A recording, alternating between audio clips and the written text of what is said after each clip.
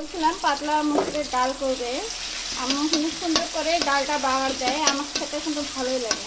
আর মুসুরের ডাল আমি অতটা পছন্দ করি না, তবে যদি আম্মু এভাবে রান্না করে তাহলে খেতে অনেক ভালো লাগে আমার।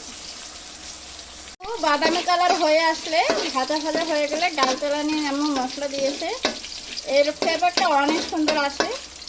হ্যাঁ, এরকম করে রান্না করবে। ছোট বাচ্চা সহ এই ডালটা খুব পছন্দ করে আমাদের বাসায়। আমার একটা খালাতো বোন ছোট বলে, ফোনে বলে যায় আর খালামণি তোমাদের বাসায় গেলে একটু ডাল রান্না করে রাখিও। হ্যাঁ, ডাল খাবো, ডাল ভাত খাবো আমি। তো সুন্দর বাদামি কালার হয়ে এসেছে। এখন একটু পরিমাণ মতো হলুদ দিয়ে দিবে।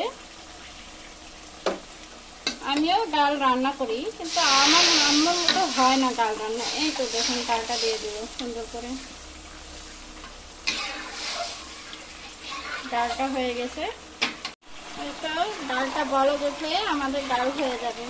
আম্মু অনেকক্ষণ ধরে ডালটা নিয়ে যায় যাতে তলায় যেন না লেগে যায়।